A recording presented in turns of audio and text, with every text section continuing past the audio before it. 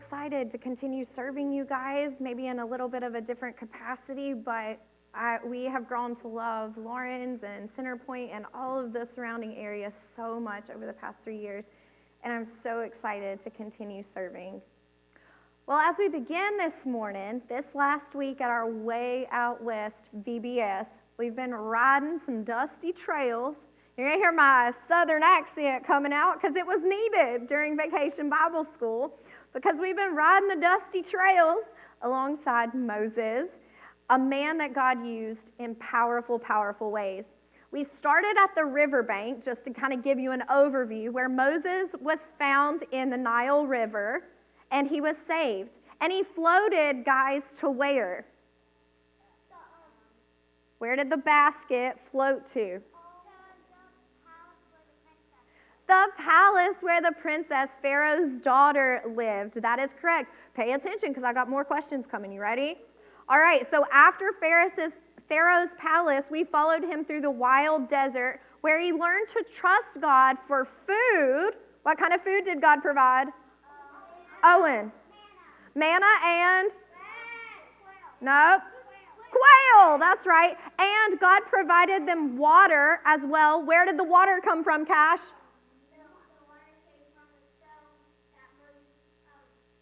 Struck with a stick, that's right. So God provided for them in their wilderness moment, which is the theme that we've been talking about for the past 2 weeks here at Centerpoint. Moses had his own wilderness experience, and in his wilderness experience, God provided food for the Israelites, and he provided water. We even stood with Moses at the foot of the mountain when God gave his very special directions. His 10 Commandments, yes, to show us the best way to live. Well, today, as we wrap up our trail ride, we're looking at the whole journey one more time. How God had a plan for Moses from the beginning all the way to the end of his life, and how he has a plan for each one of us too. Just like Moses followed God's lead through twists and turns and bumps and the wide open spaces, we can trust that the long trail always leads us home to heaven when we follow him. So I have a project for you, okay? This is kind of like a little game, and the first person to yell it out is going to win. But let me tell you what you got to do first. I'm going to show you 3 zoomed in images, one at a time. And when you can guess what that picture is of, and I hear it, you're the winner, okay? There's no prize today. I know, I'm so sorry. You can have a cookie or a Rice Krispie treat in the lobby. Are you ready for the first one? Do you understand the rules? Okay. Aspen, yes, you're right. It does have hair because it's the skin around your eyes. So there's like little baby peach fuzz hairs and eyelashes. So it was a zoomed in image of your eye. Okay, adults, y'all can play too. Y'all ready for the next image? And who said that? Yes, it's a chameleon. It's the end of his tail all wound up. Okay, are you ready? Here comes the very last zoomed in image. How did you know that is an octopus? Wow! I thought that was going to be the trickiest one yet.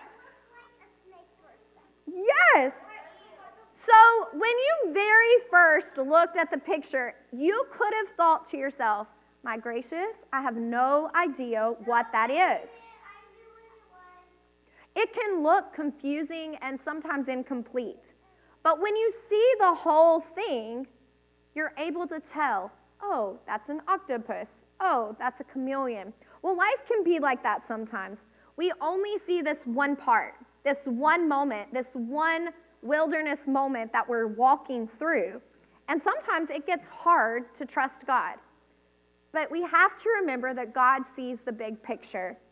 Just like Moses, we can trust that God is working everything out for something beautiful, even if we don't see it yet. So this morning, I want to talk about 3 things that we learned during VBS this week. The first thing that we learned was that God had a plan for our lives, and he has a plan for your life this morning too. Moses was born with one specific purpose in mind. He did a lot of really great things, but his purpose in life was to free God's people from the Egyptian rule. Moses wasn't just any baby that was born and put into a basket in the river. He was part of God's rescue mission. Even though Pharaoh tried to stop God's people from leaving, from growing, God protected baby Moses through a basket, a brave sister, and a kind princess. God's purpose can't be stopped by evil. And as adults in the room, that's one of the things we have to know in our hearts. God's plans can't be stopped by evil.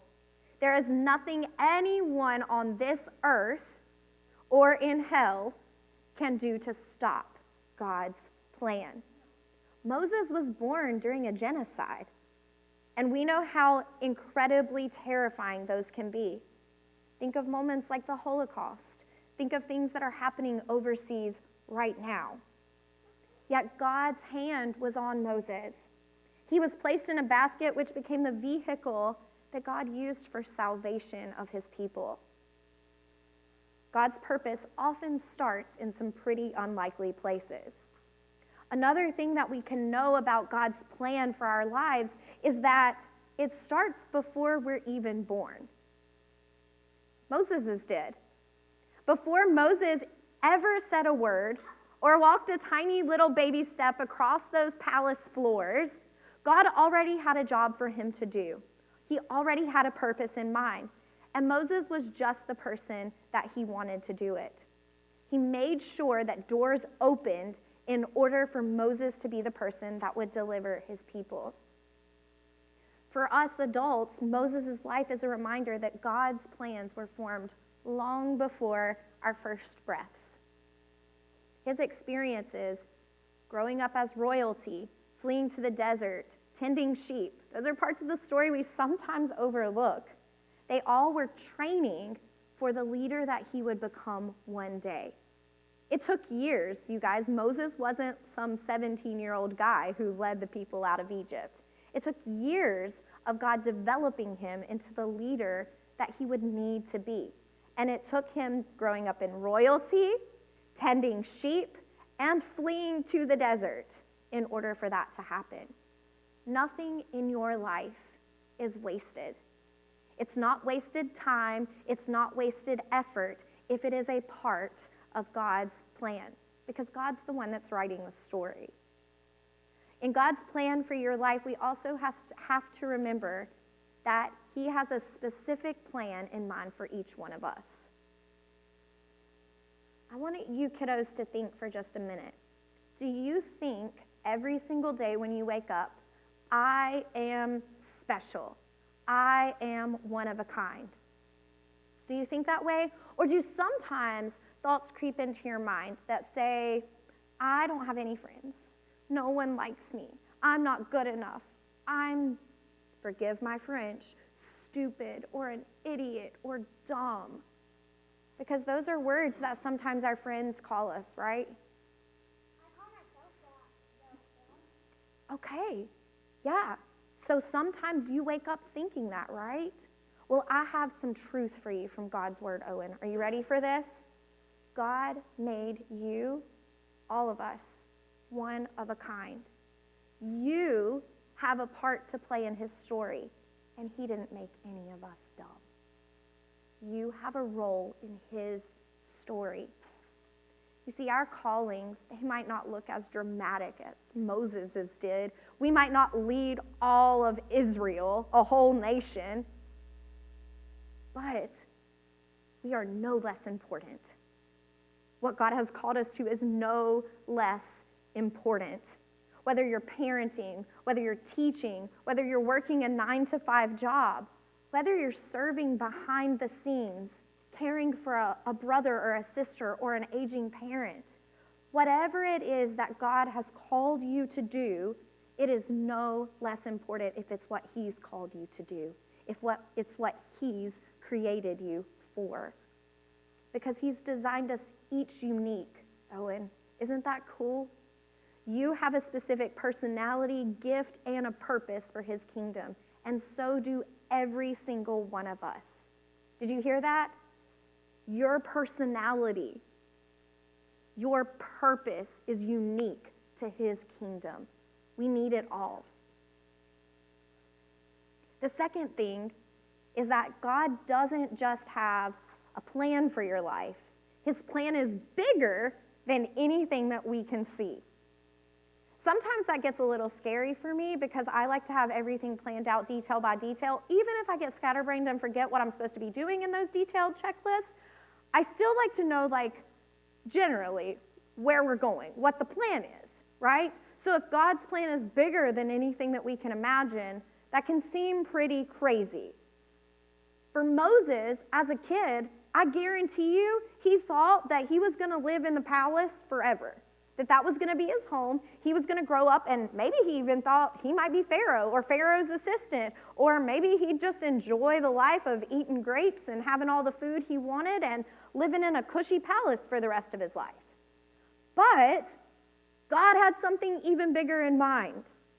Moses was raised with influence, with privilege, but also he probably suffered some identity confusion. He was Hebrew by birth. That's what the Israelites were, Hebrew. But he was Egyptian in his upbringing. Nothing to him was familiar as Hebrew. God was preparing him, though, to be a bridge between the cultures. If he hadn't grown up in the palace, he would have had no idea what it was like to be an Egyptian.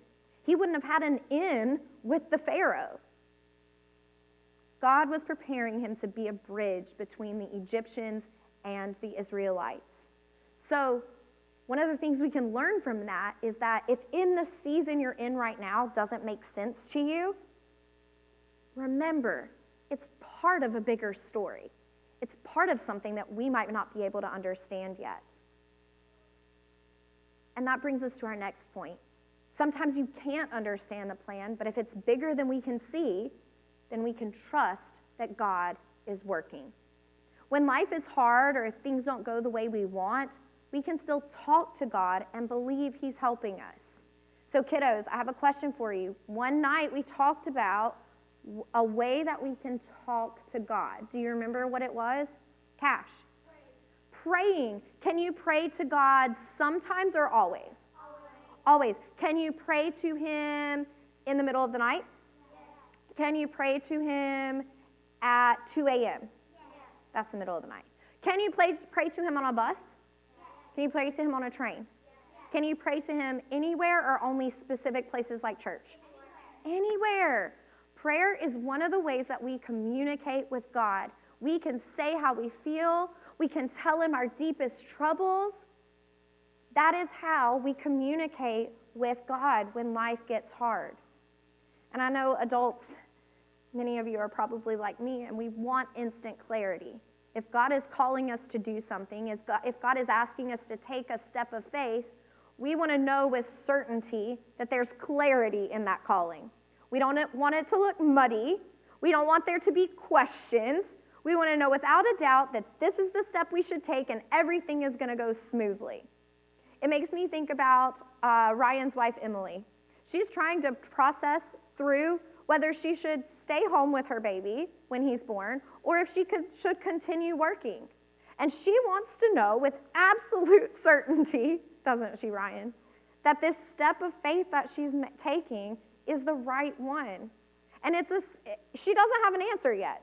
It's still something that together her church family is praying with her through and supporting her as she seeks and discerns what God is asking her to do. But that's how our lives often go. We don't have clarity as we make moves. But what we can have is confidence that when we move with God, whatever we do, he's going to be there with us. Because as his promises unfold, his goodness, his mercy, his love also unfolds in our lives. You see, Moses, he didn't enter the promised land by himself. God went with him. Moses didn't enter the promised land, yet his life was deeply purposeful. Trust doesn't always mean that we understand everything that's going to happen. It means that we surrender every part to him. I bet it was frustrating for Moses that he walked all that way, that he was the one that freed them, and yet he didn't get to enjoy the benefit of being in the promised land. And yet he fulfilled his purpose. His purpose was to get the Israelites there. The journey may be long, which is what Moses experienced, but God's plan is always good. Sometimes we have to wait, but that doesn't mean God isn't working, because the best things take time. You see, Moses' life was marked by long seasons of waiting. Some of them were his fault, right? Some of them were collectively the Israelites' fault. 40 years in the palace, 40 years in the wilderness, 40 years leading a complaining people. Guys, I don't know if you were adding, but that's 120 years of his life that were spent waiting. I can't even last 120 seconds in a checkout line without getting a little, are we moving yet? But in the end, God's plan was full of redemption. The goodness of God's plan is not seen in speed, but in the fruit that it produces. And our last point for today, because we've learned so far that God's plan is God has a plan for your life. The second thing is that God's plan is bigger than you can see. And the third thing is that God's plan is for good. For good. Romans 8:28, the verse that the kids shared with you guys earlier, says that God works everything for the good of those who love him. God is like a great cook. He likes to mix all the ingredients together in our life, even the yucky ones, and somehow turn it into something good. It'd be like that game we play, tell me again how it goes, the purple stew. Ruby, tell me how it goes. Do you remember how the purple stew song goes? Tell me.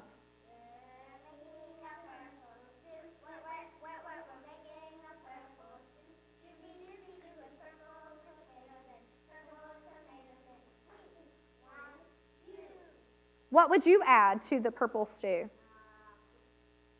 Poop? Spaghetti. Usually they add things like spaghetti. What would you add, Kinsley? Purple. Purple grapes. What would you add, Owen? Purple meatballs. What would you add, Lily? It's hard to say. There's a lot of things I would add. Purple chocolate. Cash, what would you add? Purple watermelons. Henry? Purple poop. Aspen, what would you add? Purple bananas. Lex, what would you add? Purple glitter. What would you add, Tia? Purple potatoes. Now, would any of y'all in this room want to eat? Hold on, listen, Aspen. Would any of y'all in this room want to eat that stew? No. It would be contaminated because of Henry's ingredients. So we would not want to eat it. But that's how our life is. We often have this, we are all born into sin. And we bring to the table yuckiness and mess associated with that sin.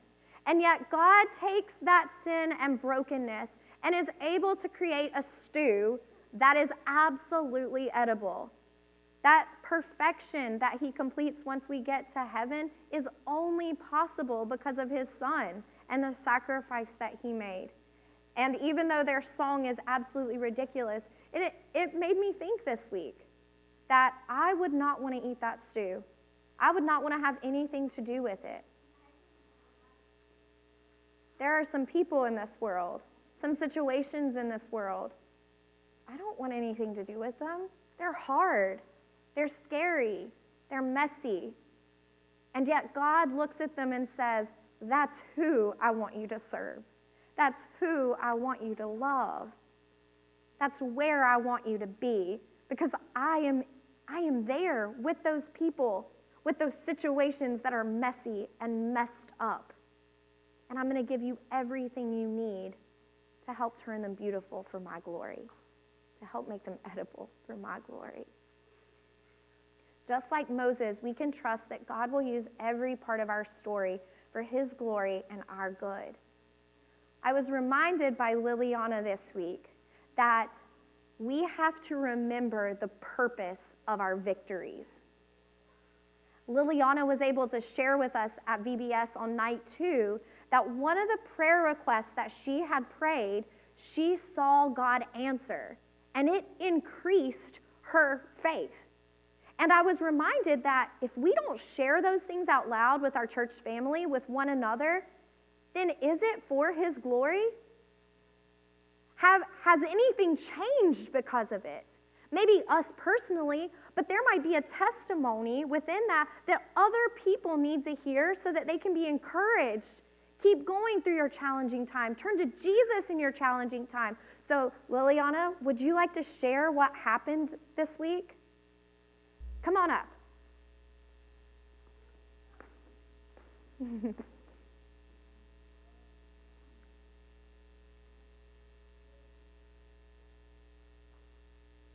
What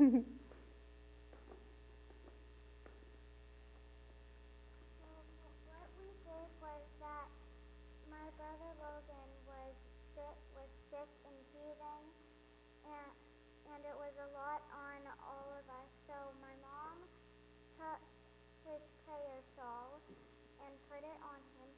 She anointed it with Oil. the oil, and we all reached our hands out to him and we prayed.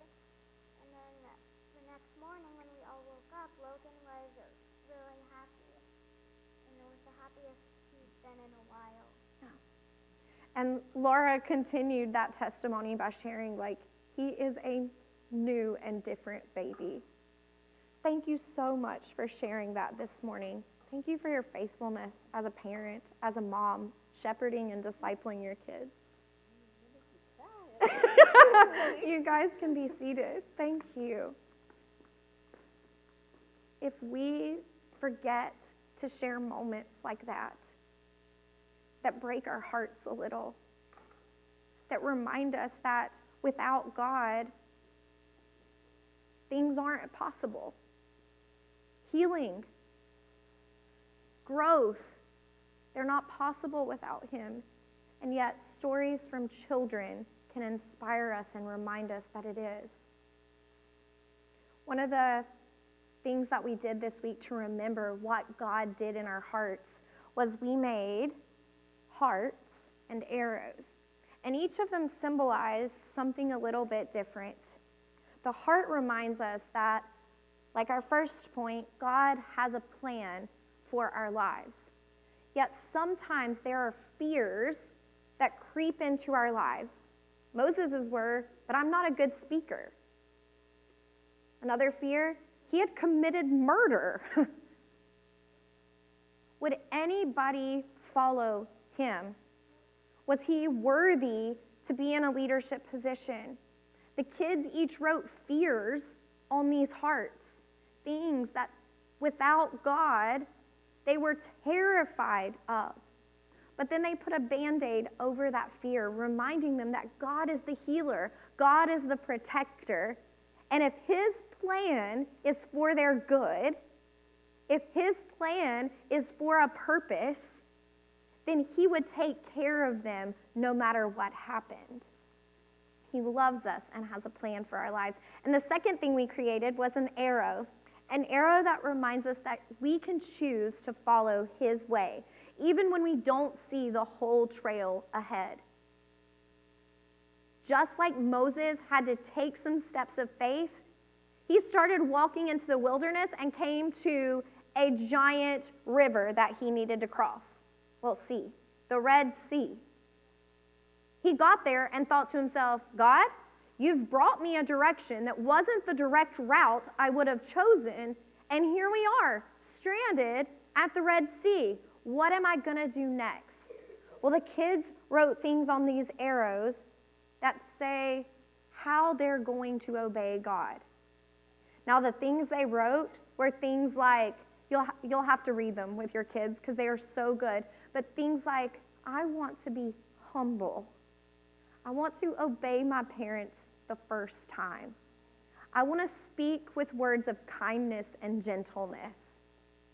I want to love my neighbors.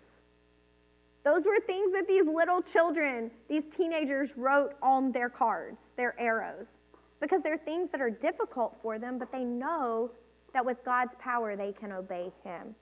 So today, as we gather as one big church family, we want to take a moment to do what Moses did, to trust in God and take a next step, even if we don't have all the answers. So maybe you're a kid who's learning to talk to God and follow him. Maybe you're a parent who's trying to lead your family well. Maybe you've been in a long wilderness season, and you need to remember that God's still with you and that he's working things for your good. Just like Moses, we all have a choice. Will you trust the God who knows the way? I love that, Liliana. So as we close this morning, I initially wanted us to gather with families, and I think that'll be okay. If kids, will you take just a moment and go sit with your parents? My kids are welcome to come up here with me. Zoe, you want to come up here too? We're not going to be distracting, but one of the purposes for this is we're going to pray as family units this morning. And I want you to pray, whether you're here by yourself, whether you have a whole family of 8 like we do. I want you to pray that God would lead your family, that whatever he's calling you to do, that you will respond. And if you're the parent in this situation, if you're the spouse in this situation, pray for the people in your family specifically, not for yourself only, but for the people that you're discipling, the people that I know my spouse, I'm choosing to love him every morning and fight for unity with. So I want to take this moment, just like Moses did, and pray that God would lead us well as families at Centerpoint Wesleyan. So let's pray together. God, we thank you so much for each family unit represented this morning. God, we know that each family looks different, but that you are using each and every one of us to fulfill a very specific plan. God, I just pray that as you speak that to us, as you nudge us in that direction, that we will be receptive to that call. God, in our jobs, would we be leaders of integrity, of patience, of compassion and kindness? Would we be known for being on time, serving well, loving well? God, as spouses, would we be known for our words of compassion, for getting angry but offering forgiveness and kindness in the midst of those big emotions? God, for resolving that conflict. God, if we have children at home, would they see that we love one another well? Would our friends and family see that we long for unity in our marriages? And God, for the children in our homes, would we disciple them well? This church has some incredible people who pour into our babies all the way up to our teenagers. But our first line of discipleship starts at home. And God, like Laura and Liliana demonstrated this morning, would our church family be marked by families who are committed to prayer, who are committed to teaching their children biblical truths and values, who are committed to helping their children find and follow you with all of their heart, soul, mind, and strength. God, we lay each one of the families here this morning at the foot of this cross. We ask you to cover us each in your protection. We ask that you give us all health. We ask that you allow us to fight for unity and to fight any spiritual warfare that may exist.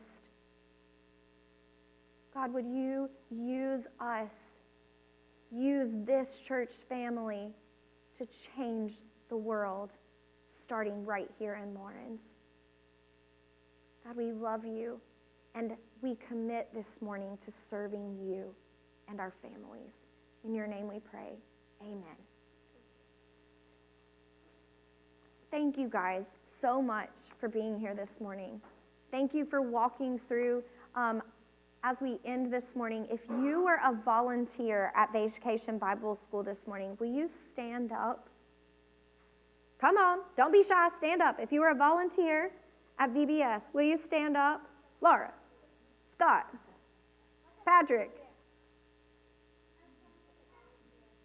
You guys were absolutely incredible. These are the leaders. Yes, give them a hand. That were part of that discipleship team this week. Thank you so much for your service. Your Centerpoint family loves you. And for those 19 kiddos that came, we have some exciting news to share with you. Henry, you still back here? Would you like to tell everyone what happened in the McDonald's drive-thru on the way home on Friday? Come on, tell them your big news. Oh, he got shy. Tell them, Aspen. Henry asked Jesus into his heart. Would you guys give him a round of applause? It was the sweetest, most tender moment ever, and he's already requested, Mom, when can I get baptized? So we are so excited for him, and the theme of our family is make heaven crowded. So we were all chanting in the car, we're making heaven crowded. We're making heaven crowded.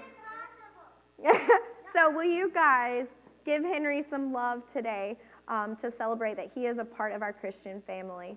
Thank you guys so much for being here. We hope to see you back here next Sunday. Don't forget, no Wednesday service this week, okay? See you guys next Sunday. Have a great week.